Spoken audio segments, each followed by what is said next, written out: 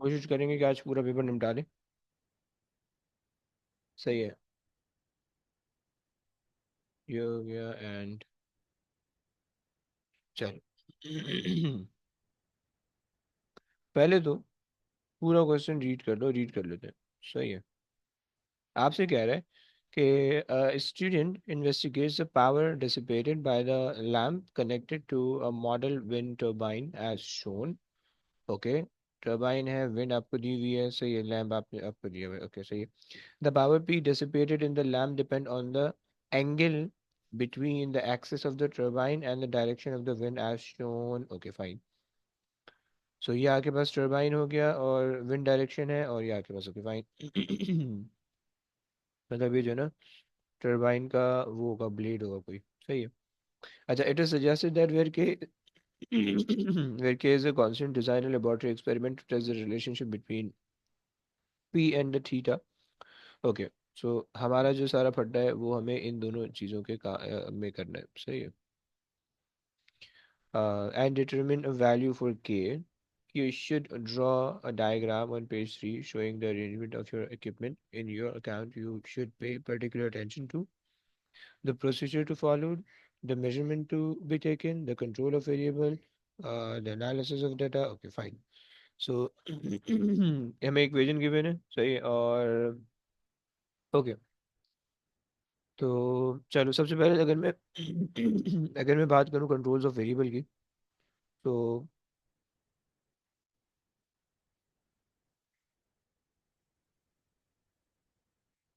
Controls of variable, सही है। सो मैं जो है ना, एंगल थीटा को मैं खुद अपने हिसाब से चेंज कर सकता हूँ, सही है। यानी मैं विंड की डायरेक्शन ऊपर नीचे करके एंगल है, थीटा लेकिन चेंज इसमें कर पी सकता क्या हूँ। है? P is a power dissipated, इन्होंने यहाँ पे कहीं दे रखा है। पावर ये डिसिपेटेड। पावर सही, तो डेसिपेटेड, एंगल आपका इंडिपेंडेंट वेरिएबल हो जाएगा। एंगल इंडिपेंडेंट हो जाएगा, सही है। सो आपने कहा कि भाई इंडिपेंडेंट वेरिएबल हमारे पास आ रहा है, इंडिपेंडेंट वेरिएबल हमारे पास है। कॉस थीटा, या जस्ट थीटा कह दो तो भी चल जाएगा, सही है। बे यार मिट जा, एंगल, सही है। और डिपेंडेंट वेरिएबल हमारे पास है, डिपेंडेंट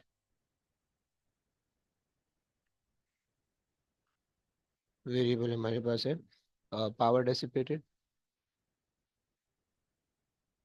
डेसिपेटेड, ओके।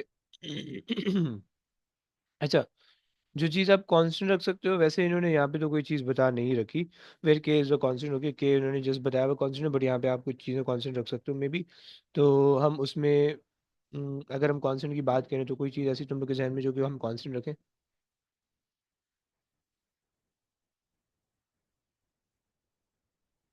कांस्टेंट्स, सही है। प्रॉब्ली जो साइज ऑफ द ब्लेड है, सही है, जो विंड स्पीड है, सही है, जो डेंसिटी ऑफ द एयर है, ये सब चीज़ें कांस्टेंट होनी चाहिए, सही है। सही है। सो हमें कह सर सकते, इसमें एंगल की वैल्यू चेंज करेंगे ना? हाँ, इसी एंगल की वैल्यू हम चेंज करें, इस वजह से हम उसको इंडिपेंडेंट वेरिएबल कह रहे हैं, राइट। जिस चीज़ को हम चेंज करते हैं उस चीज़ को हम इंडिपेंडेंट वेरिएबल कहते हैं। जो चीज़ ठीक। उसके चेंज होने से चेंज होती है वो डिपेंडेंट कहलाती है। जैसे पावर डेसिपेशन जो है वो एंगल के चेंज होने से चेंज होगी, राइट। तो ठीक। अच्छा, और कांस्टेंट हमारे पास क्या है? कांस्टेंट हम जो है ना, हम कह सकते हैं कि भाई विंड स्पीड दे सकते हैं। अच्छा, विंड स्पीड, सही है। और आप कह सकते हो कि, और आपके पास क्या हो सकता है? डायरेक्शन, ब्लेड साइज आप कह सकते हो,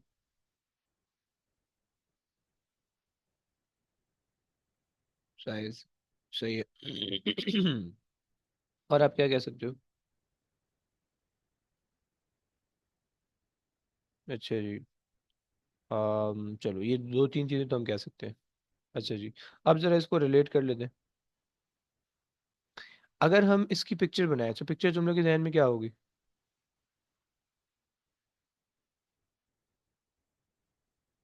अच्छा,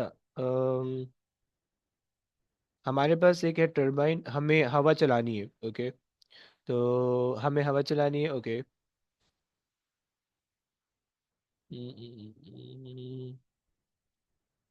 ओके, हवा के लिए हम वैसे यूज कर सकते हैं, क्या यूज कर सकते हैं हम? वैक्यूम नहीं, वैक्यूम तो हवा सब कर होगा। तो अगर हम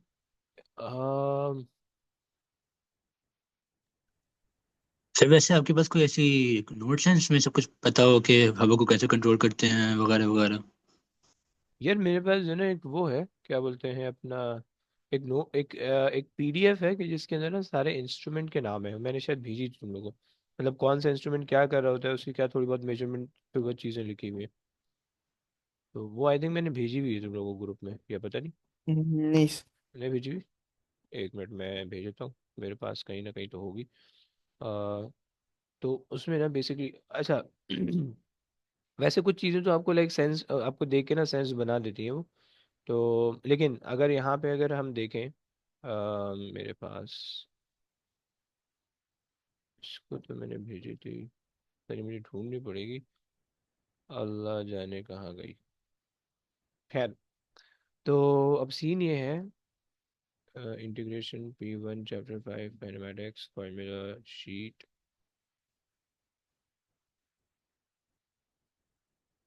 नहीं भाई, खैर छोड़ो। तो अच्छा, यहाँ पे अगर हम हेयर ड्रायर यूज़ कर लें, सही है, तो उससे हम हवा चला सकते हैं, सही है। और हम टरबाइन है, टरबाइन से पावर हमने निकालनी है, तो हमारे पास जो है ना पावर करंट और वोल्टेज रहेगी। तो हम उसके लिए एमीटर वोल्ट मीटर लगा सकते हैं, सही है। तो ये हम दो काम कर सकते हैं और हमारे पास सारी चीज़ें, चलो हो जाएगी हो जाएगी, आ जाओ। सो सर फैन भी लगा सकते हैं ना, स्टैंड वाला? स्टैंड वाला फैन अगर आप लगा रहे हो, चलो, लेकिन हाँ लगा लो, लेकिन देखो इसमें मसला ये आएगा कि टरबाइन से ज़्यादा बड़ा नहीं होना चाहिए वो। अगर टरबाइन से ज़्यादा बड़ा हो जाएगा, मसला हो जाएगा ना फिर आप नहीं, सेम हाइट में। सेम हाइट में नहीं, मतलब साइज छोटा होना चाहिए, यानी मैं दिखाता हूँ। देखो अगर आपके पास जो है, लेट से, अगर हम,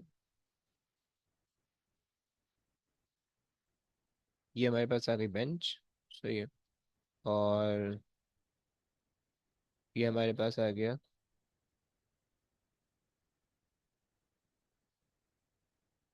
अबे यार,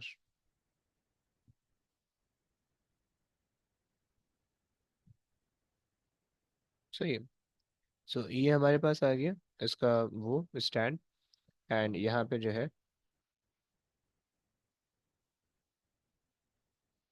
तो ये हमने ले लिया, and we have the flaps, और तो थ्री डायमेंशन नहीं होनी चाहिए, बट चलो बना देते हैं। एक यूँ हो जाएगा, सही है, बहुत ज़्यादा बड़ा बन गया,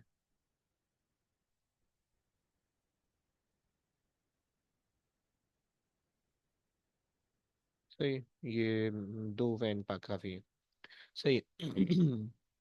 अच्छा, और यहाँ पे आपके पास जो है ना, अम, ये तो आपके पास हेयर ड्रायर हो गया, या तो आप कह लो कि आप, अगर आप फैन ले रहे हो तो आप फैन ले लो, सही है। थोड़ा सा,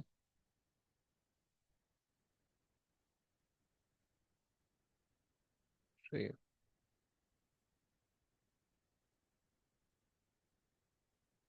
और मे बी आप इसको जो है ना वो पावर सप्लाई से कनेक्ट कर सकते हो, सही है। पॉजिटिव नेगेटिव, सर को सही है। कहते हैं हेयर ड्रायर? हेयर ड्रायर कह दो, या फैन, फैन ले लो, कुछ भी ले सकते हो। कोई ऐसी चीज़ ले लो कि बस जिससे हवा जनरेट, मतलब कोई भी विंड की कोई भी सोर्स होनी चाहिए आपके पास, समझ लो। सही लग। सो हम ये कह रहे हैं कि भाई, अच्छा ये हमारे पास दूसरी चीज़ आ गई, हेयर ड्रायर, जो नॉर्मल घर वाले नहीं होते यार, वो ले सकते हो। अम, सर नहीं, ये हेयर ड्रायर के साथ क्या अटैच की नीचे? बस पावर सप्लाई से कनेक्ट किया हुआ है, पॉजिटिव नेगेटिव टर्मिनल मैंने बनाए हुए हैं, सही है। ये तो आप बैटरी लगा दो इससे, ऐसे डीसी पावर सप्लाई, समझ लो, ठीक ठीक। सही है। अच्छा ये हेयर ड्रायर हो गया, या आप इसमें फैन ले लो, सही है, फैन ले लो, सही है। तो या और कोई चीज़ हमारे पास ऐसे ही जो हेयर जनरेट, जो एयर जनरेट करे, नहीं, ये दो चीज़ें हमारे पास हो सकती हैं। सही है, ये हमारे पास आ गया। टरबाइन, अच्छा टरबाइन को हमने पावर सप्लाई से कनेक्ट करना होगा, और अच्छा टरबाइन बेसिकली इलेक्ट्रिसिटी कन्वर्ट कर रहा है। सही है। सो यहाँ पे हमने लगा दिया एक अदद एमीटर। सही है, एक अदद एमीटर। सही है, और इसका जो दूसरा वायर है हमने यहाँ से इसके साथ कनेक्ट कर देना है बल्ब को। सही है, ये आ गया फिलामेंट लैम्प। सही है, एंड ये सर्किट पूरा कंप्लीट हो गया। यहाँ से आप ये कर सकते हो कि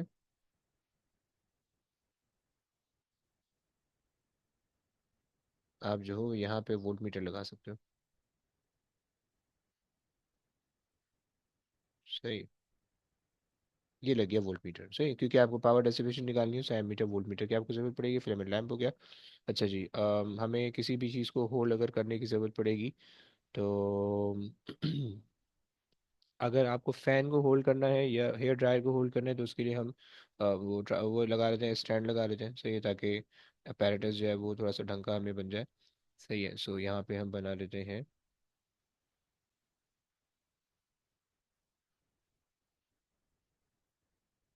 अबे यार, ये बड़ा मसला होता है।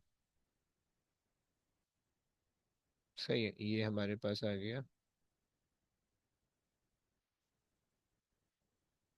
सही, ये स्टैंड आ गया, और इस स्टैंड से जो है ना वो हम क्लैंप के ज़रिए से इसको क्लैंप कर लेते हैं। सही है, ये लगा दिया पॉज।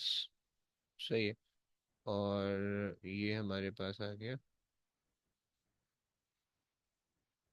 ये हमने इसको क्रैम्प कर दिया। सही और यहाँ पे तुम सारी चीज़ें लेबल कर दो। सही है।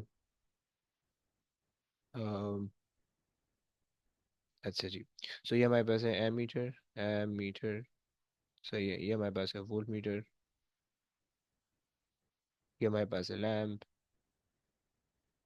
ये हमारे पास है टर्बाइन, टर्बाइन। ओके, ये हमारे पास है फैन, ये हेयर ड्रायर जो भी कह लो, ये हमारे पास है रिटॉर्ट स्टैंड। सही है, ये हमारे पास है बॉस। ये हमारे पास है पावर सप्लाई।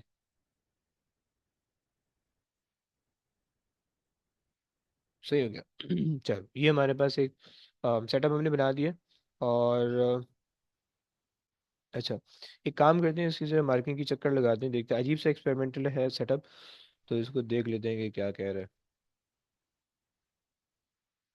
अच्छा जी, तुमसे कह रहे हैं कि label diagram showing method to produce airflow in line with the turbine. Okay, so you have to make sure this one कि in line with turbine method of producing wind must be labeled. Okay, तो हमने हमने fan या hair dryer में से कुछ use किया, वो हमने लेबल कर दिया।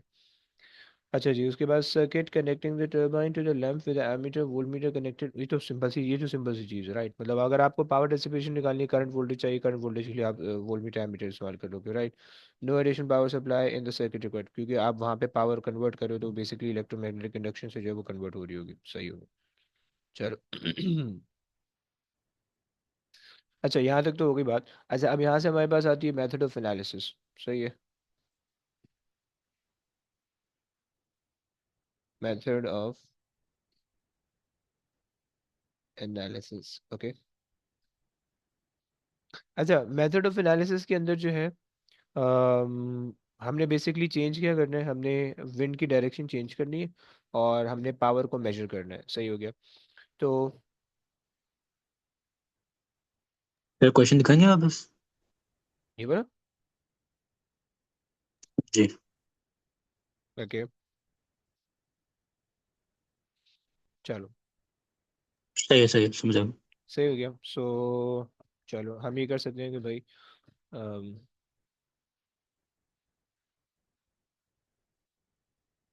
जनरेट द विंड और the air from here dryer. सही, अब यहाँ पे इसमें दो चीज़ें आपने मेंशन करनी होगी, ऑल हमने लिख दी ऊपर, लेकिन अगर यहाँ पे, अगर ऊपर नहीं लिखी होती तो यहाँ पे मेंशन कर दो। जनरेट जनरेट द अच्छा जनरेट द विंड या फिर air from the hair dryer, hair dryer placed at the fixed distance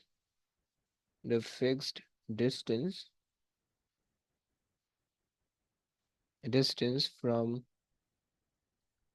turbine, okay, एक चीज हो गई, फिक्स डिस्टेंस पे रखना है, and produce air with constant speed, right? And it should be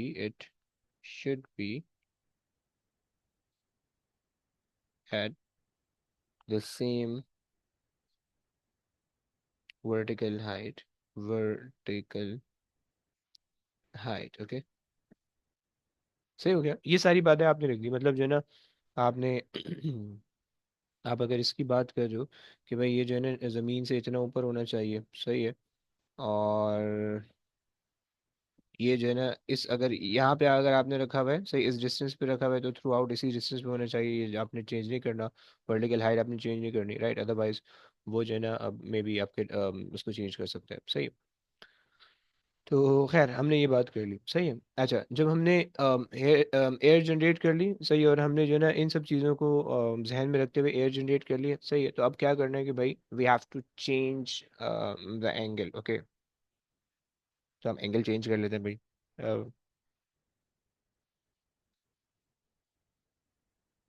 अच्छा जी, हमारे पास है,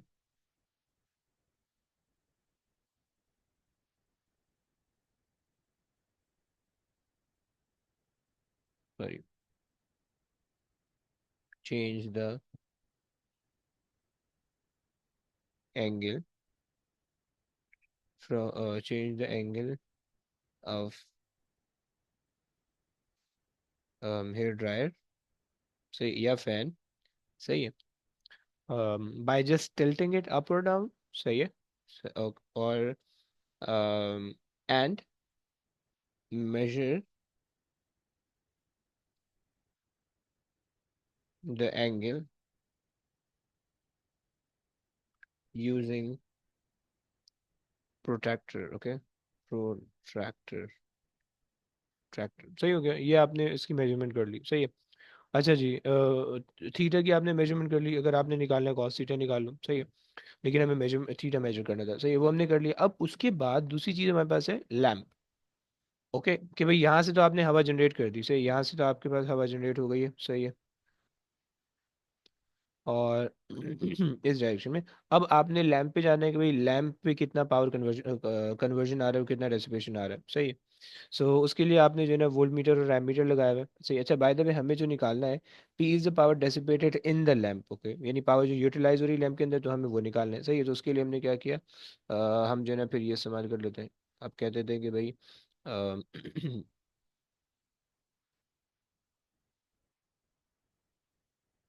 measure the voltmeter and ammeter reading, okay, at particular angle,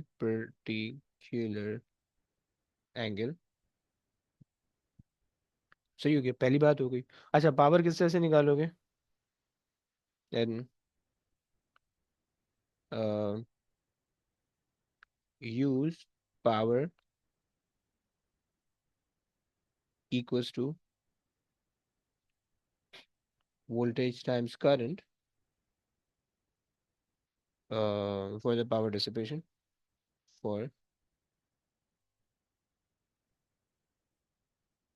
power dissipation, सही है। ऐसे वैसे हम और तो इतना ज़्यादा कोई इसके अंदर कोई अगर हम रिपीट करें तो रिपीटिशन इसमें एंगल के अंदर ज़्यादातर आ सकती है कि भाई अगर हम एंगल को रिपीट कर लें, सही है, ये दोबारा से एडजस्ट करके हम एवरेज ले लें, बट वो इतना वो नहीं लग रहा मुझे, यानी कोई इतना जानदार पॉइंट नहीं लग रहा। अच्छा जी, हाँ, ये लिख सकते हो कि एंगल आप मेजर किस तरह से करोगे, मे बी कि जो है ना अगर आप इसको टिल्ट कर रहे हो, सही है, कि जैसे कि अगर आपने इसको इस डायरेक्शन में टिल्ट किया है, सही है, तो ये आपकी ओरिजिनल डायरेक्शन है, सही है। सो ये वाला एंगल आप ले लोगे, और आप ट्रिग्नोमेट्री की बात लिख सकते हो वहाँ पे कि भाई यहाँ पे अगर लेंस ले लो, सही है, वर्टिकल हॉरिजॉन्टल, आप इसमें ट्रिग्नोमेट्री लगा सकते हो। खैर, तो ये हमारे पास पावर डिस्ट्रीब्यूशन आ गई, सही। मेथड ऑफ डाटा कलेक्शन तो हमारे पास हो गया। अच्छा, अब उसके बाद जो है मेथड ऑफ एनालिसिस की बात कर लेते हैं, सही है।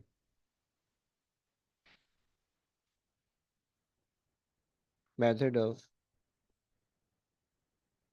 एनालिसिस, सही हो गया। अब मेथड ऑफ एनालिसिस का सीन ये है कि तुम्हारे पास सिंपल सी इक्वेशन दी हुई है, पावर इज इक्वल टू के कॉस थीटा। मुझे बता सकते हो कि अगर हम क्या क्या करेंगे इसका एनालिसिस को किस तरह से करेंगे, ग्राफ में क्या क्या चीज़ आएंगी, बता सकते हो कोई भाई? सर वो हमें इक्वेशन बनाना होगा ना, y equal to mx plus c करके। ओके, सही है। इसमें y अगर हम जो चेंज कर रहे हैं वो आपका Maximum एंगल है ना। amplitude will be equal to k. Amplitude? अबे क्यों एम्पलीट्यूड क्यों ला रहे हो भाई? स्ट्रेट लाइन बनानी होती है, कॉस क्यों बना रहे हो? अच्छा जी, अब तुम क्या बता रहे हो? फिर मैं कह रहा हूँ कि जो आपका डिपेंडेंट वेरिएबल है वो y एक्सिस पे, तो पावर जो आपका डिपेंडेंट है वो p x एक्सिस y पे होगा। Okay, good. और थीटा जो चेंज कर रहे हैं कांस्टेंट आपका, अच्छा कांस्टेंट आई थिंक आपका ग्रेडियंट हो जाएगा, और cos थीटा आपका x एक्सिस पे आ जाएगा। Good.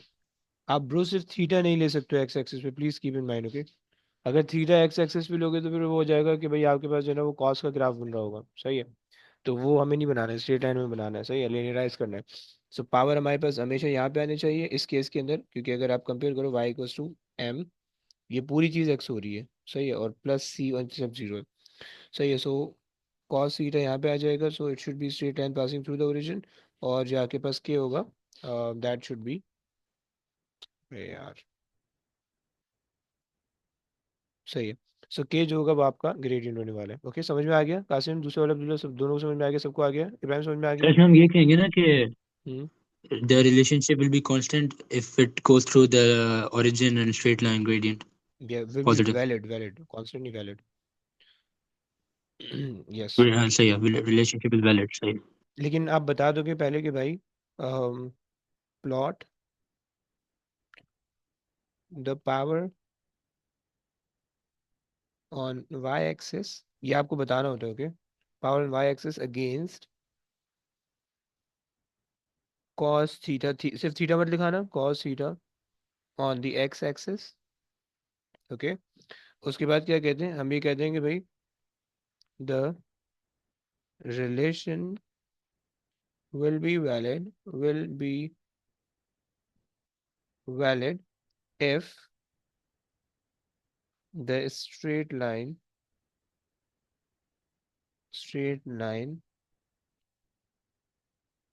passes through the origin, सही हो गया? ये आपने बताना है, सही हो गया। एंड आप ही कह सकते हो कि भाई ग्रेडियंट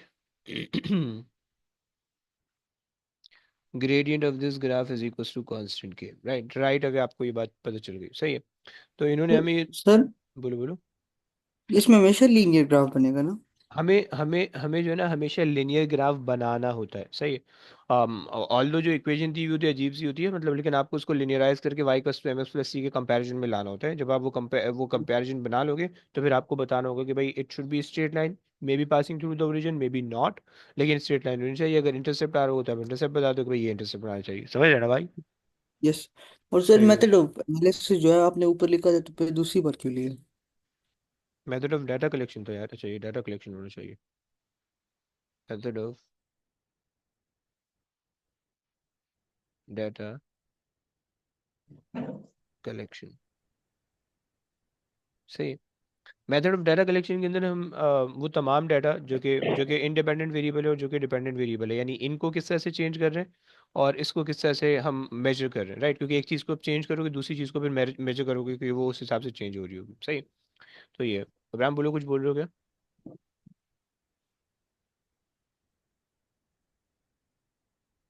अच्छा जी। आप उसके बाद जो है ना एडिशनल डिटेल के अंदर चीज़ें लिख सकते हो, सही है।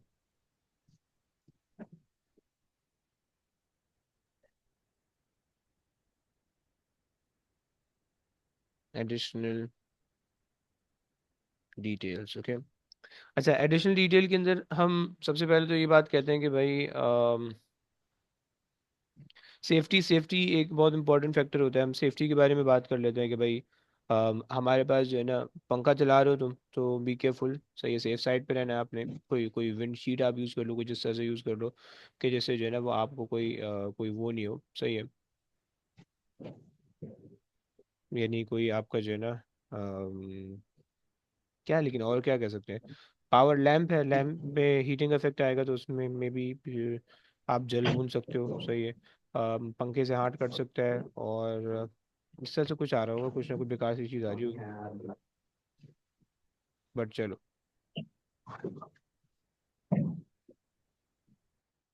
अच्छा, सो अच्छा, इसके ना सेफ्टी प्रिकॉशन मुझे इतना मज़े का लग नहीं रहा, या मुझे इतना मज़े का आ नहीं रहा। हम लिख देते हैं, कुछ भी हम नाप देते हैं अपनी तरफ से। अम, सर आप ये कह सकते हैं ना कि when you are adjusting the fan, the blade की जो लेंथ होती है तब आप स्विच को ऑफ रखें। चलो ये कह सकते हैं कि भाई चलो, एक तो ये बात आप कह रहे हो कि भाई adjusting length he adjusting the angle, okay. So when adjusting the angle, um, keep the fan closed. Okay.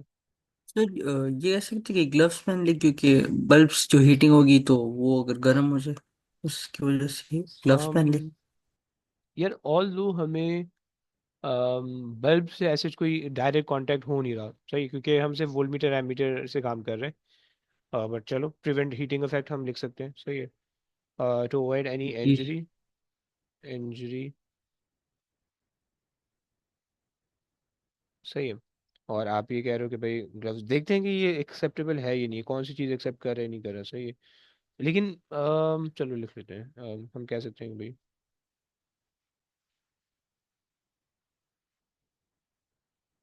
gloves to avoid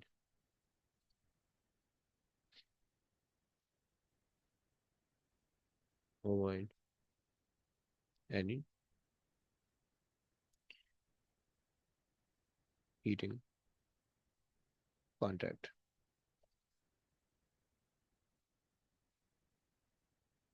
सही हो गया।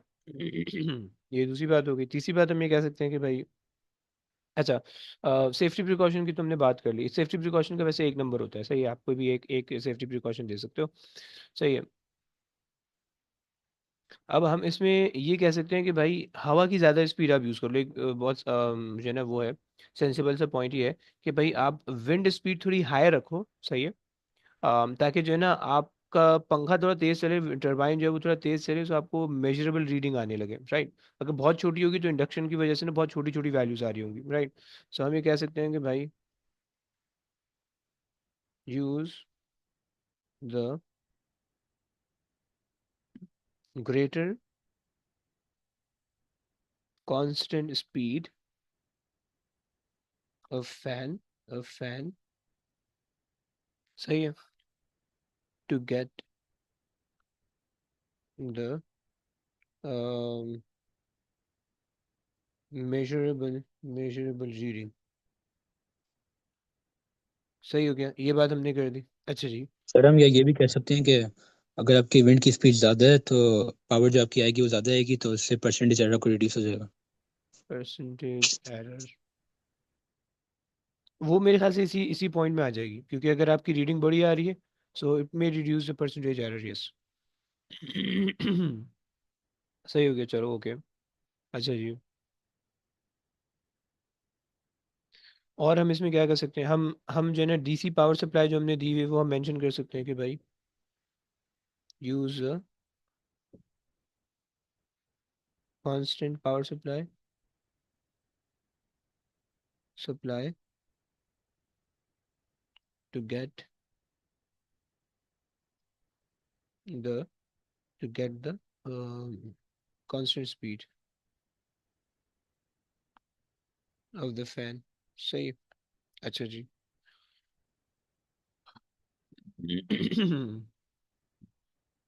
और और क्या कर सकते हैं?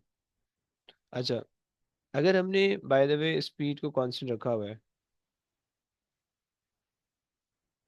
तो हम उसको चेक कैसे करेंगे कि भाई स्पीड कांस्टेंट ही है या नहीं है?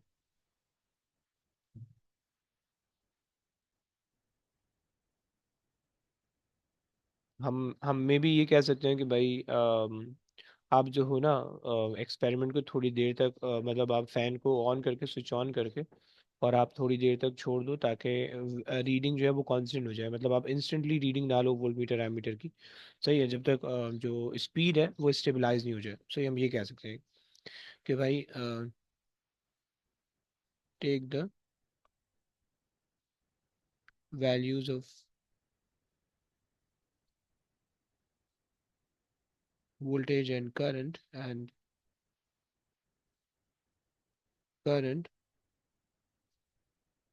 after some time or after some delay when the reading gets stabilized। चलो। अब मेरे पास ये पॉइंट आ रहे हैं, अब देखते हैं कि इसमें से पर मार्किंग की एक में वो क्या क्या उसका भी है। तो पॉइंट होता है कि I think if you repeat the experiment and find the average, ऐसा कोई पॉइंट था। यार वो आप कह तो सकते हो, लेकिन यहाँ पे आप किसको रिपीट कर रहे हो? मतलब यहाँ पे कोई चीज़ रिपीटेशन वाली बात नहीं फिर आ रही ना। किस चीज़ को आप क्योंकि देखो सही। कॉस थीटा तो आपने मेजर करना है ना, तो वो इन वन गो में आ जाएगा। सही है। हाँ यदि ये बात सही। और बाकी उसकी वजह से एमीटर वोल्ट मीटर में कोई मसला नहीं होगा, तो ये है। अच्छा जी। अच्छा, इसमें देखते हैं कि क्या क्या लिख रहे हैं। अच्छा, मेथड ऑफ डाटा कलेक्शन के अंदर इन्होंने कहा कि भाई label diagram showing method to produce air. हाँ जी, हमने बात कर दी है, ये भी बात कर लिए। अच्छा, तीसरा पॉइंट ये है कि भाई power is equals to V I V, do not allow this और this unless it is clear that R is determined from V I. Okay, allow watt meter और joule meter and stop watch. सही है, for the power, अगर आप power जो है उससे निकाल लो, पावर एनर्जी अपॉन टाइम से, तो उसके लिए उन्होंने ये सब बताया हुआ है। सही है। measure the angle with a protractor or use a rule to measure the appropriate distances, right? वो मैंने आपको बता दिया था कि कौन सा डिस्टेंस लेके क्या क्या करोगे। सही है। ensure that there are no other, ओ ये हमने मिस कर दिया। ensure that there are no other drought or airflow, okay, ये हमने मिस कर दिया पॉइंट। सही है। अच्छा जी, plot a graph of this against that case a gradient, find precaution linked to avoid airflow entering eye, oh moving और avoid move. अच्छा, हमने अवॉइड मूविंग ब्लेड का तो लिख दिया है कि भाई आप जो है ना स्विच क्लोज करके कोई भी एडजस्टमेंट करो ताकि जो है ना मूविंग ब्लेड से आपका कुछ कटे पिटे नहीं। वो बहुत स्लो स्पीड पे चल रहा होगा यार, वो मतलब बिल्कुल पप्पी करेगा, मतलब अगर करेगा तो यार कुछ भी नहीं हो सकता इससे। अच्छा। And relevant point. अच्छा, use of the large wind हमने बात कर ली है। Use of the low wattage और लो रेजिस्टेंस लैम्प और turbine with the low friction, okay, ताकि जो है वो हमारे पास करंट की वैल्यूज या पावर डेसिपेशन जो लैम्प में होने वाली है वो ज़्यादा हमें मिल जाए, राइट। लेकिन अगर पावर लॉसेस बहुत ज़्यादा होंगे तो हमें आउटपुट भी बिल्कुल कम मिल रहा होगा, but although we didn't include that point. Okay, additional detail on measuring cos of theta, correct angle must be determined. अच्छा, ये भी हमने लिखना होता, ये भी हम लिख सकते थे। Okay, wait until the meter, अच्छा ये हमने लिख दिया है। अवॉइड टर्बुलेंस और reflection of the air flow. Okay, turbulence का मतलब है कि भाई आपके पास जो है ना हवा रुक रुक के नहीं आनी चाहिए, कांस्टेंट स्पीड से आनी चाहिए, तो वो कांस्टेंट स्पीड शायद वो वाला पॉइंट इंक्लूड हो जाए। Ensure that the distance is constant, ये हमने बात कर ली थी शुरू में ही। सही, straight line passing through the, okay, ये भी हमने बात कर ली है। मेथड ये नहीं बात की है, सही, बट हमने तीन चार बात कर ली है, so we would get enough mark for that. Okay, तो चलो ये हो गया आज भाई, ये कर लेते हैं, आखिरी क्वेश्चन कर दे। अच्छा जी, तुमसे कह रहे हैं कि students investigate the electrical resonance in the circuit containing a capacitor and a coil connected in parallel. Okay, the circuit is set up as shown. Signal generator, okay, coil, and we have the capacitor. Ammeter is connected in series with both of them. अच्छा जी, it is suggested that this is a relation. Okay, भाई इसको linearize कर सकते हो, इंसान बना सकते हो इसको? Yes, anybody? इंसान बना के बता सकते हो कैसे बनेगा? Yes, v equals to f equals to m, v equal y equals to mx plus c की फॉर्म में लाना है। सही है, और उसमें आपका y जो होना चाहिए वो एफ स्क्वायर होना चाहिए, सही है, और x जो होना चाहिए वो 1/c होना चाहिए। आपने m रीअरेंज करके आपको m सीधा करना है, और वो करना है, सही है, c यानी आपको जो है ना इंटरसेप्ट की वैल्यू सही करनी है। कर सकते हो भाई? जी। कर दो। सर 1/4 पाई स्क्वायर L हो जाएगा उसका ग्रेडियंट। 1/L ग्रेडियंट कह रहे 1/4 पाई स्क्वायर L। हो? Okay, good good good. और किसी का आ रहा है सर?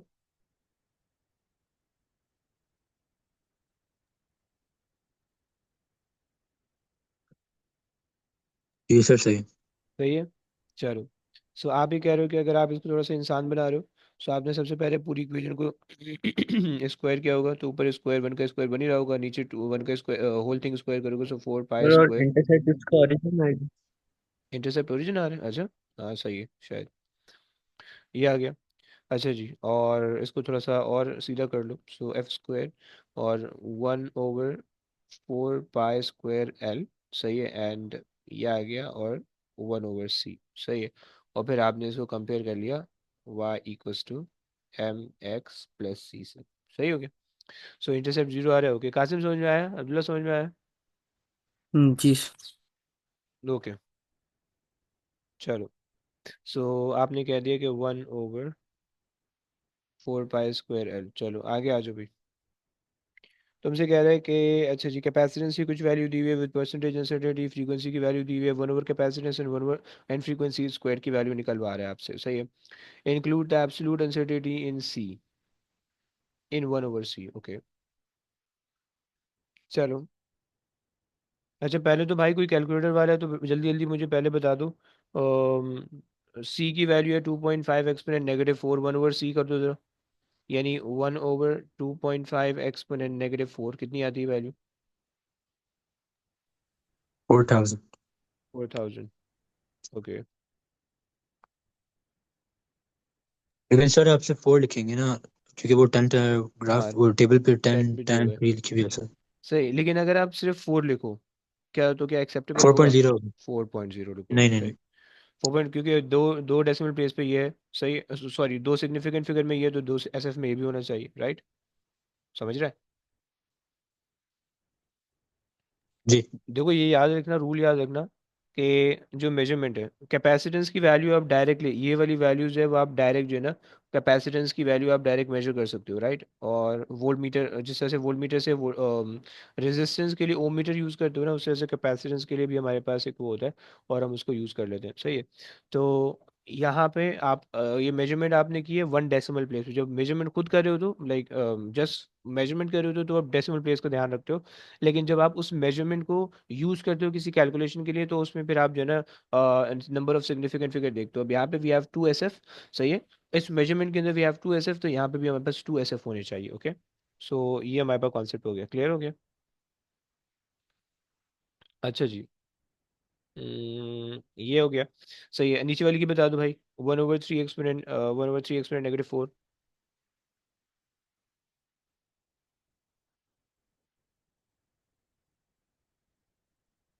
थर्टी 3333.3। 3300, ओके, सो 3.33 ले लेते हैं। 3.3 कर रहे हैं। 3.3 कर लेते हैं, चाहिए।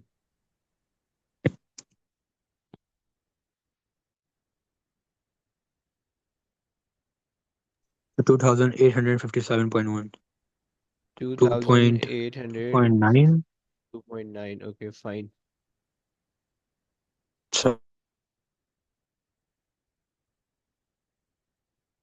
अच्छा जी, 1/, हाँ जी, अगला बता दो प्लीज। सर 2272।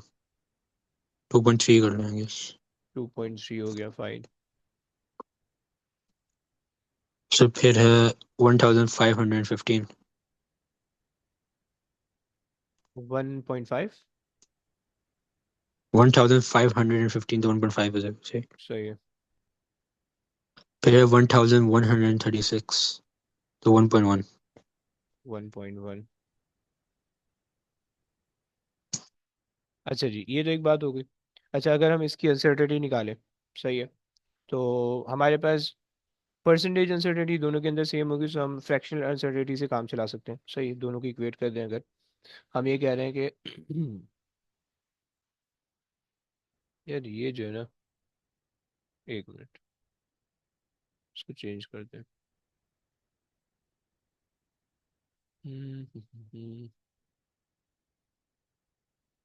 कम ऑन,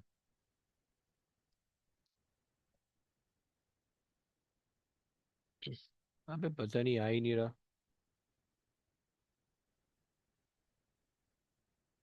तो खैर, अच्छा अब हम ये कह रहे हैं कि भाई हमारे पास, मेरी आवाज़ सही आ रही, कट तो नहीं रही है?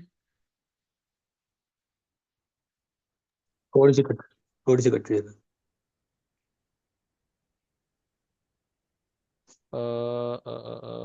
ये फोन, यार ये नेट क्यों नहीं शो कर रहा मेरे पास? आ गया आ गया, हो गया। तो अच्छा जी, अब मैं ये कह रहा हूँ कि भाई अच्छा, सो हमारे पास जो भी परसेंटेज अनसर्टेनिटी है सी के अंदर और डेल्टा सी के अंदर, वो सेम होने वाली है। सही है। सो हम ये कह सकते हैं कि भाई delta C over C should be equal to 1/, delta 1/c over 1/c, right? क्या ये बात समझ में आई? यस, क्या ये बात सबको जी। समझ में आई? ओके, हमने ये कहा कि भाई जो भी परसेंटेज अनसर्टेनिटीज के अंदर है, वही परसेंटेज अनसर्टेनिटीज के अंदर होनी चाहिए। सही है। तो यहाँ से हम बस निकाल लेते हैं। सही है। तो अब अगर आप जो है ना इसको सॉल्व करने की कर रहे हो, तो आप जो है बस इसको यहाँ पे लाके मल्टीप्लाई कर दो। सही है। और आप इसको सॉल्व कर लो। सही है। सो पहली 1/c की वैल्यू है 4000। सही है। और जो c की वैल्यू है दैट इज बेसिकली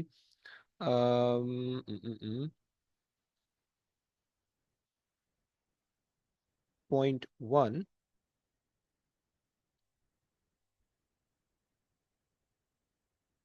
सही है। 10% अगर ले लें ना, तो अगर हम इसको 10 ले लें, सर हमें निकालनी नहीं होगी एब्सोल्यूट अनसर्टेनिटी? इसकी अगर हम एब्सोल्यूट, एक मिनट ना, अगर हम इसको यू कर लें, ये तो 2.5 वहां जाके मल्टीप्लाई भी होगा ना, अगर हम करें? 2.5 इंटू 10%, और ये आपके पास हो जाएगा 2.5 इंटू 10 डिवाइडेड बाई 100। सही है। ये आपके पास हो जाएगी इसकी एब्सोल्यूट अनसर्टेनिटी। सही है। और डिवाइडेड बाय, अगर आप वही वैल्यू करोगे, सो 2.5 कैंसिल हो जाएगा, जस्ट 10% बच जाएगा। सही है।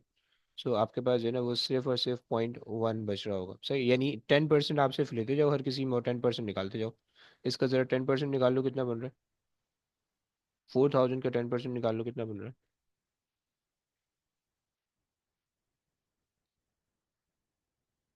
सर 400। 400, ओके। अच्छा, सेम पावर ऑफ 10 में आप, अगर आपको जाना है तो 400 को किस तरह से लिखोगे?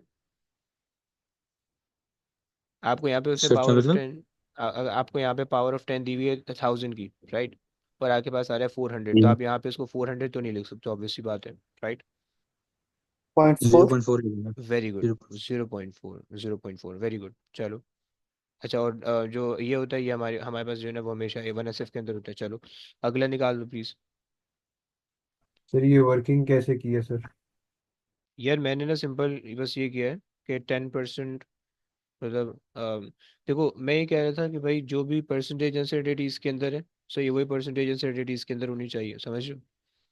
तो अगर आप फॉर्मूला लगा लो कि भाई 1/डेल्टा सी, सही है, this is the absolute uncertainty we are working for, divided by 1/c, this is the values that we have, जो कि यहाँ से आ रही है। सही है। और अगर आप इसको मल्टीप्लाई बाय 100 कर दोगे, सही है, तो ये आपको क्या दे देगा? परसेंटेज अनसर्टेनिटी, परसेंटेज अनसर्टेनिटी इन 1/c। अब ये बात समझा? जी। सही है। वो अभी जो, 10% ही होगी। हाँ वो 10% होगी। सही है, तो वो 10% यहाँ पे यूज़ कर लो, सो ओके। 10/100, और ये वाली वैल्यू वहाँ जाके मल्टीप्लाई हो जाएगी इस तरह से।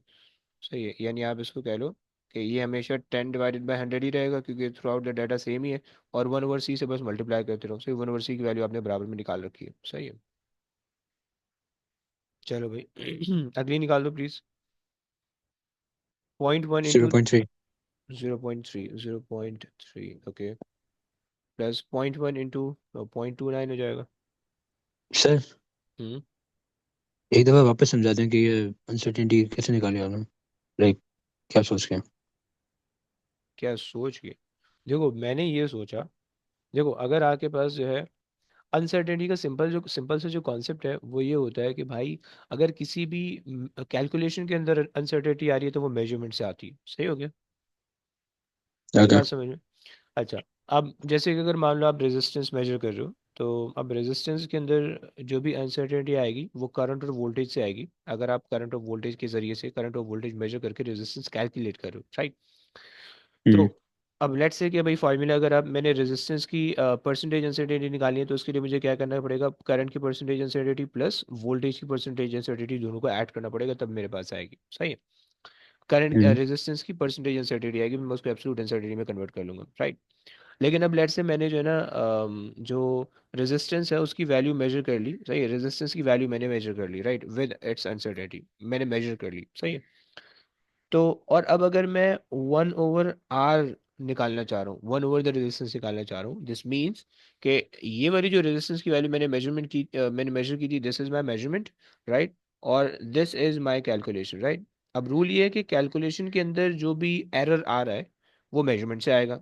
सही है? जितना परसेंटेज एरर मेजरमेंट में था उतना ही परसेंटेज एरर कैलकुलेशन में भी आएगा। Okay, exactly. सही। सही हो गया। अच्छा जी, अब ना एक तो ये मसला है कि 1/C को देख के आप कंफ्यूज हो रहे हो, राइट? लेट्स अज्यूम दैट कि जो 1/C है, ये मतलब इस क्वांटिटी को ना हम ए कह देते हैं, A. Okay, so we are basically finding the ये सारी वैल्यूज ऑफ ए हैं, एक्चुअल वैल्यूज हैं, और यहाँ पे जो है ना हम लेट्स से प्लस और माइनस डेल्टा ए हम लिख रहे हैं, राइट? Delta A. सही है? सिर्फ कंफ्यूजन से बचाने के लिए बोल रहा हूँ। सही है? अब हमें ये पता है कि जो ए के अंदर जो भी परसेंटेज अनसर्टेनिटी है वो उतनी ही होगी जितनी सी के अंदर है। ऐसा ही? तो हमने कहा कि भाई delta absolute uncertainty in A divided by the value of A, the quantity of A times it by 100, that will give you the percentage uncertainty in A, right? And which is always 10 क्योंकि वो सी से आ रही है। Is that clear? सही समझ आ गया। सही है? अच्छा जी, जब वो यहाँ से आ रही है तो हमने ये चीज़ लिख ली, और फिर उसके बाद जो है ना बस आप मेजरमेंट लेते रहो। सही है? सो ये जो ये आपके पास हो जाएगा 2.9 और 3 बन जाएगा। सही है? ये आपके पास हो जाएगा 0.2 बन जाएगा। सही है? ये आपके पास हो जाएगा 0.2 ले लो, अगर राउंड ऑफ कर रहे हो तो 0.2 ले लो। सही है? और ये आपके पास हो जाएगा 0.1। सेट हो गया? ओके। अच्छा जी, चलो फ्रीक्वेंसी की वैल्यू स्क्वायर कर दो भाई, 149 को स्क्वायर कर दो, कितना बनता है?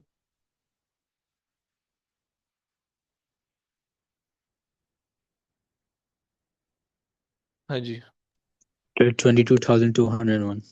22,000। अच्छा जी, तो 22,000 तो वहाँ पे चले जाएगा। 22 सो ही लेना सर, 22। अब यहाँ पे 3SF के अंदर है। सही है? डाटा 3SF के अंदर है, तो हमें 3SF या 4SF के अंदर एक्सेप्टेबल है डाटा देना। सही है? 22.0। 22.0, 22 है, 22,000 पूरा आ रहा है एग्जैक्ट? ऐसे तो नहीं हो सकता वो तो। 22.2। 22.2, ओके। सही हो गया, आगे बता दो, 134 का बता दो।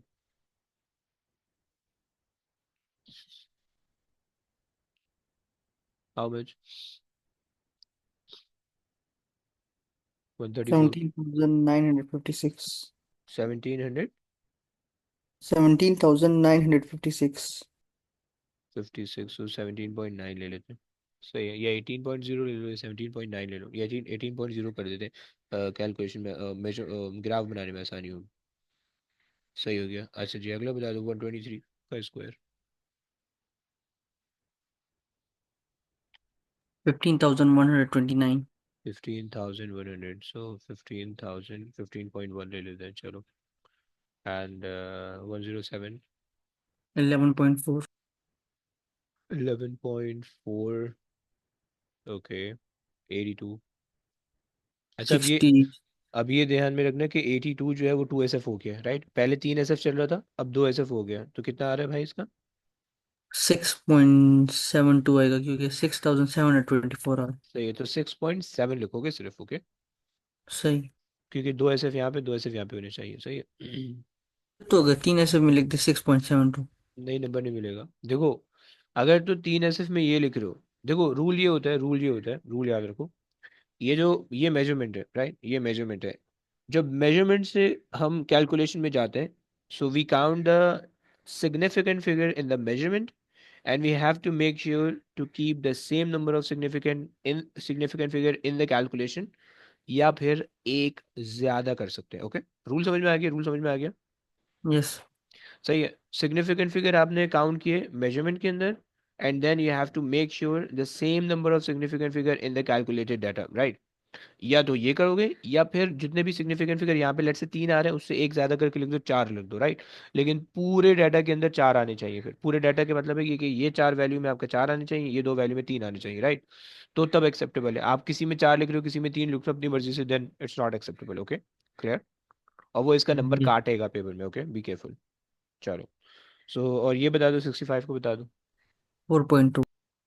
0.2। चलो फाइन हो।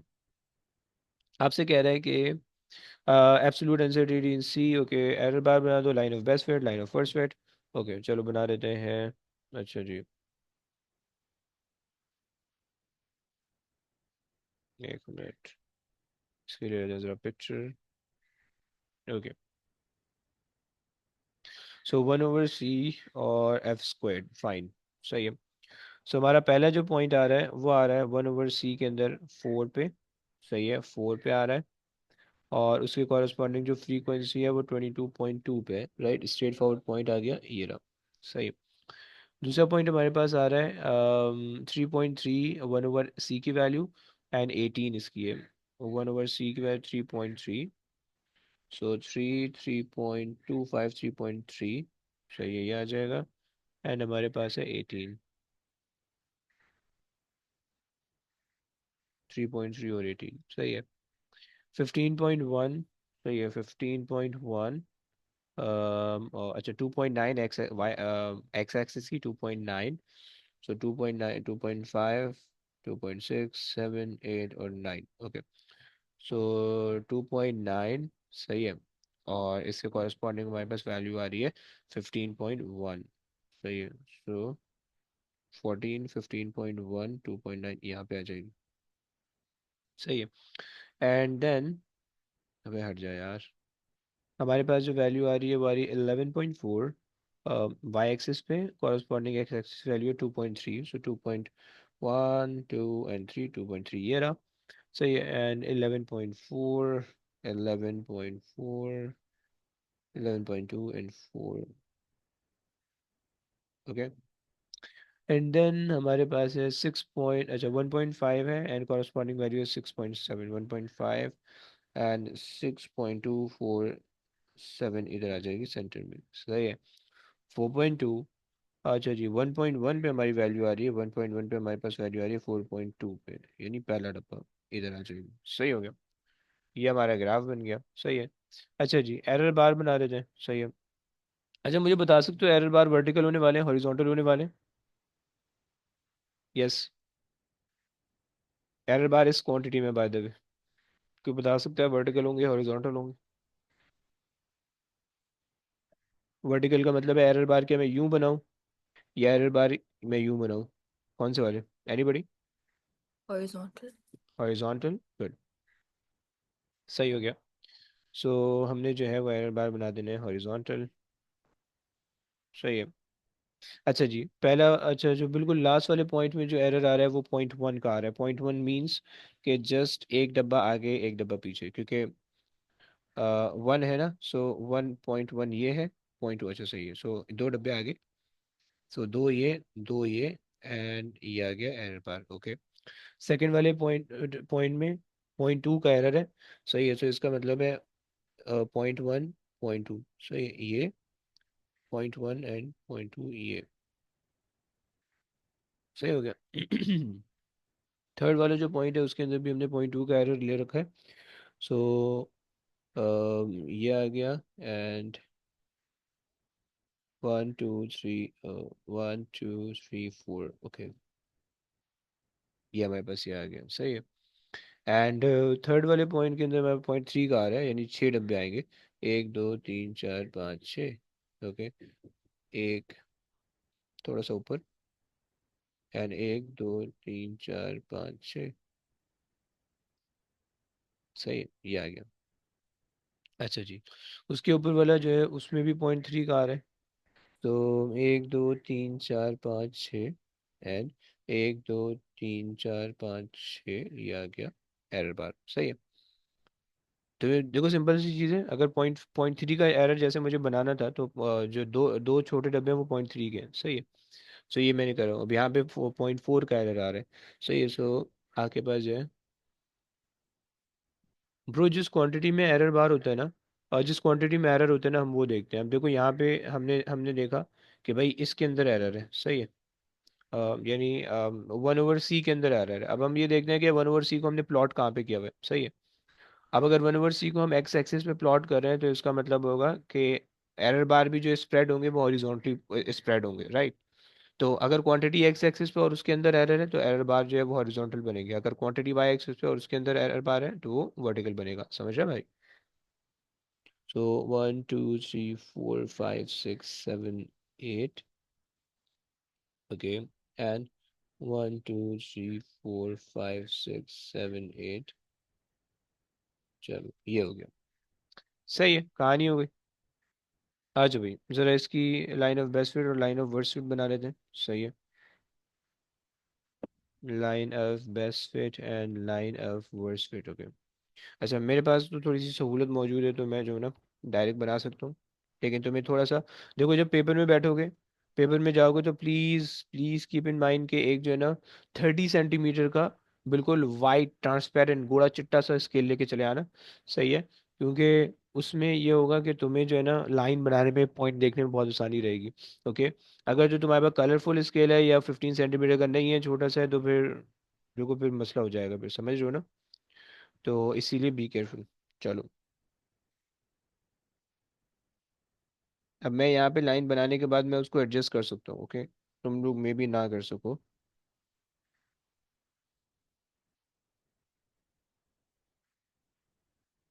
3 पॉइंट लाइन से नीचे आ रहे हैं।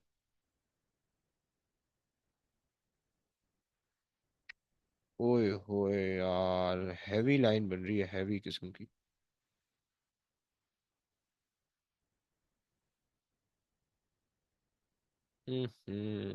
तबाही।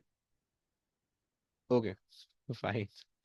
सो एक, दो, 2 पॉइंट तो एग्जैक्टली ऑन द लाइन है। एक अबव है, एक बिलो है, एक बिलो है और एक अबव है। सही है। सो बेसिकली अगर तुम देख पा रहे हो, अगर तुम यहाँ पे सर देख ये पा रहे हो, लाइन ऑफ बेनिफिट जो होती है सर, ये इसमें पॉइंट्स ऊपर नीचे करने होते हैं या फिर बीच में से गुजारनी होती है इनके? देखो लाइन ऑफ बेस्ट फिट का मतलब समझो। लाइन ऑफ बेस्ट फिट जो होता है वो हम एवरेज को कह रहे होते हैं। सही है, सारे पॉइंट्स का एवरेज लेना है। सही है। तो सारे पॉइंट का एवरेज लेने का मतलब है कि हमने, अब सबसे आइडियल केस है कि सारे पॉइंट से पास होती हुई चले जाए, राइट। स्ट्रेट लाइन बनाओ, सारे पॉइंट से पास होती हुई चले जाए, एक आइडियल केस है, राइट। ओ लेवल्स के बाद ये कभी भी नहीं हुआ होगा आपकी जिंदगी में। सही है। लेकिन उसके बाद हम बनाते हैं लाइन ऑफ बेस्ट फिट। मतलब ओ लेवल्स में हम कहते तो है line of best fit, but वो हमारे लिए बहुत एक आसान सी चीज़ होती है। बट ए लेवल्स के अंदर जो लाइन ऑफ बेस्ट फिट होती है, अब अगर कुछ पॉइंट इधर आ रहे हैं, कुछ पॉइंट इधर आ रहा है, कुछ यहाँ पे आ रहा है, कुछ यहाँ पे आ रहा है, एक यहाँ पे, अब इसके लिए लाइन ऑफ बेस्ट फिट बिल्कुल बीच में से गुजारोगे लाइन ऑफ बेस्ट फिट, क्योंकि वो आपके डाटा पॉइंट्स का एवरेज होना चाहिए। लाइन ऑफ बेस्ट फिट जो होती है वो आपके तमाम डाटा पॉइंट का एवरेज शो कर रही होती है आपको, राइट।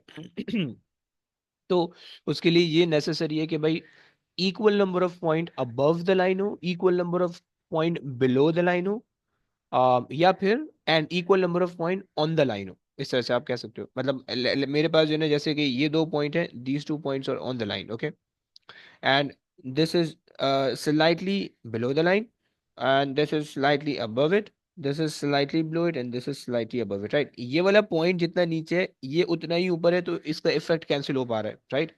इसकी डेविएशन कैंसिल हो पा रही है। ये जितना नीचे है ये उतना ऊपर है, तो इसका इफेक्ट कैंसिल हो पा रहा है। समझ रहा है भाई? यस इब्राहिम,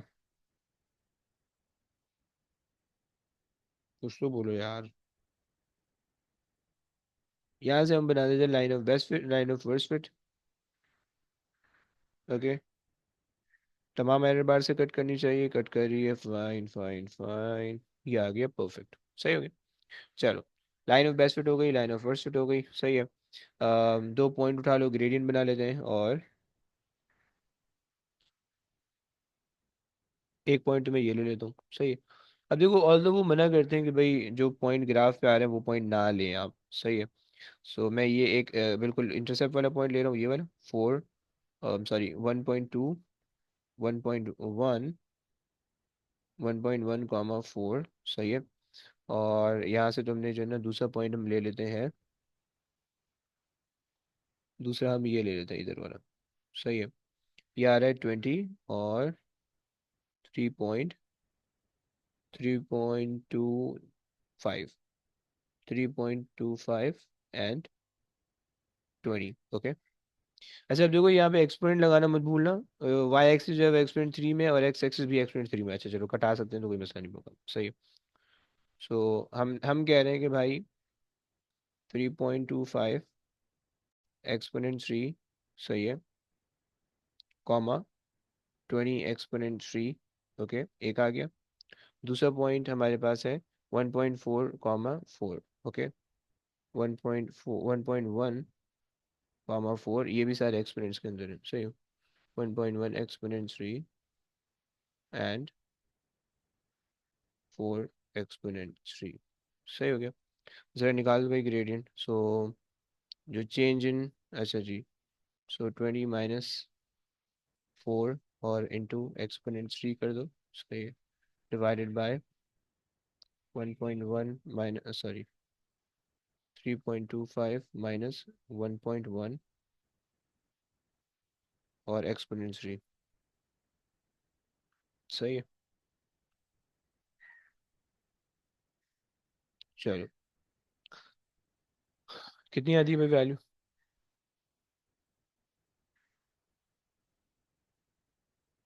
7.44। 7.4444, okay fine. अच्छा जी, और लाइन ऑफ वर्सविथ देख लो भाई। लाइन ऑफ वर्सविथ का, अच्छा तुम्हें यहाँ पे ट्राइंगल बनाना होता है, सो बी केयरफुल कि ये मेक श्योर कि लाइन ट्राइंगल तुम बना दो इस तरह से, सही है।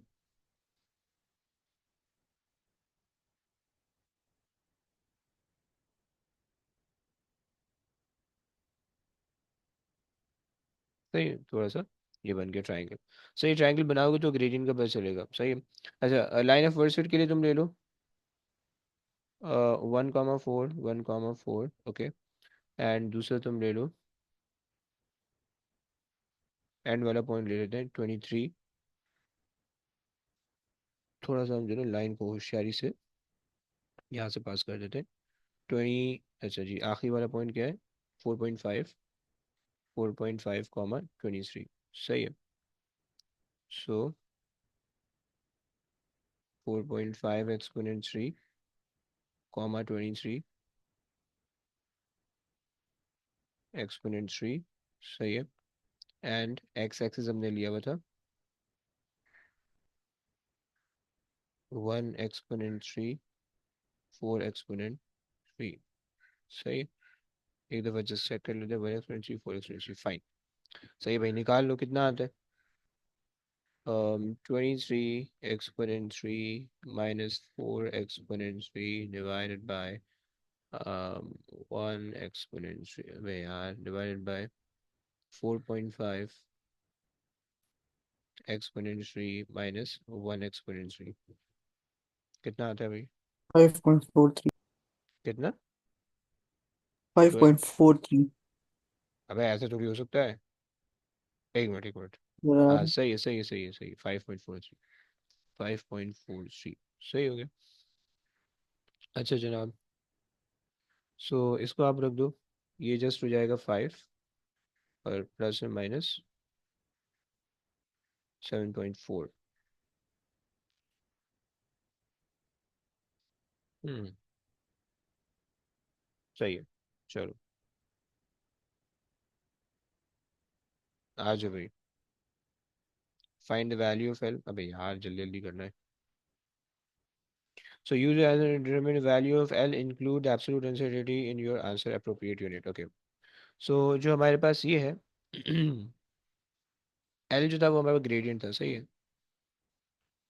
So gradient is equals to 1/4 pi square and L, ऐसे ही था, सही है। सो एल अगर आप निकाल रहे हो, सो 1/4 पाई स्क्वायर, और ग्रेडियंट आपके पास आता है 7.44। सही है, 7.44 सही है।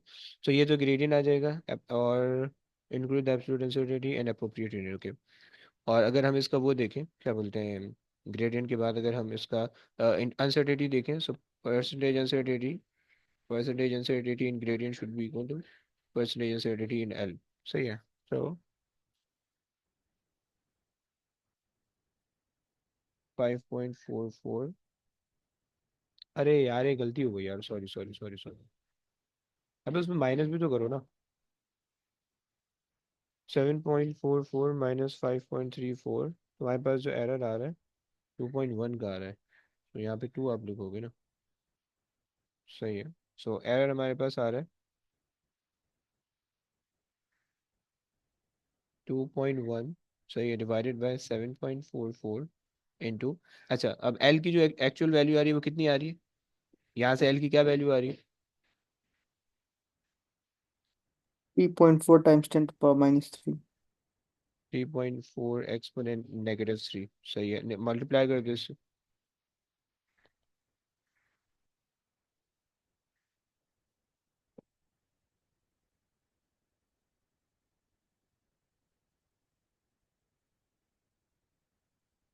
5.9 टाइम्स 10⁻⁴ 5 पॉइंट, एक मिनट, 5.9 एक्सपोनेंट -4।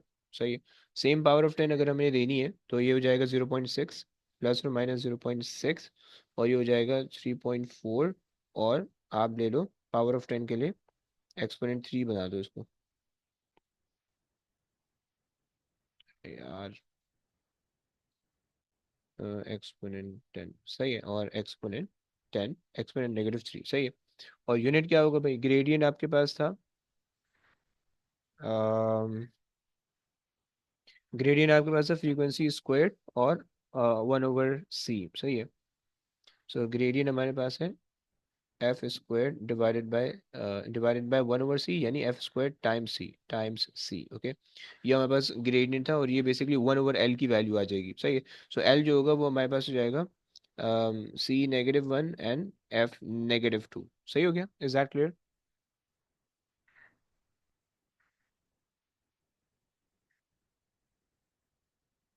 ओके, चलो आगे आ जाओ।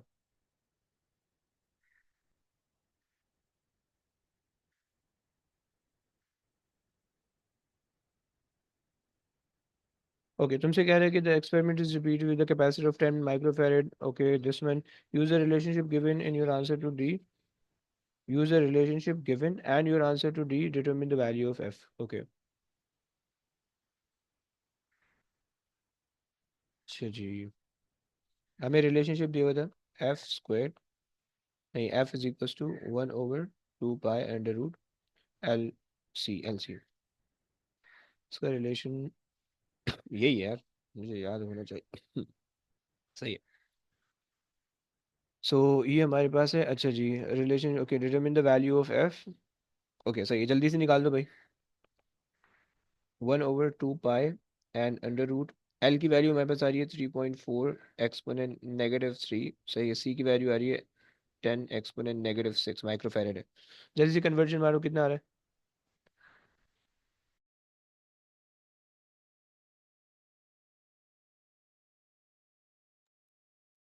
863.1 853। 63। हो गया, सही हो गया। सो 863 फाइन। अच्छा जी, वो कह रहे हैं कि percentage uncertainty in F. Okay, so percentage uncertainty in F जो आएगी वो कहाँ से आएगी? अच्छा, अगर मैं इसको स्क्वायर कर दूँ, सही है। सो मेरे पास जो है वो percentage uncertainty in L plus percentage uncertainty in C से मेरे पास परसेंटेज अनसर्टेनिटी इन एफ आएगी। सही है। और 1/4 पाया तो कांस्टेंट है। सही है। सो मेरे पास जो परसेंटेज अनसर्टेनिटी आ रही है वो 10 आ रही है, इसकी गिवन है क्वेश्चन के अंदर ये रही। और एल जो है वो उसकी परसेंटेज अनसर्टेनिटी हम यहाँ से निकाल लेते हैं।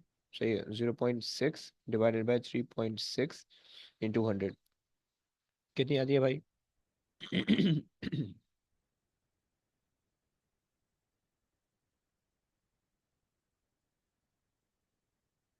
26.67। अच्छा, लेकिन एक काम हम कर सकते हैं, 26.67 है उसको, बस 1/2 से मल्टीप्लाई कर दो या डिवाइड बाई 2 कर दो, क्योंकि एफ स्क्वायर की वैल्यू हमने निकाली है। सो हाँ जी, 13.3। 13.3, तो बस 13% हो जाएगी हमारे पास, सही हो गया। चलो बस ये हमारी कहानी हो गई।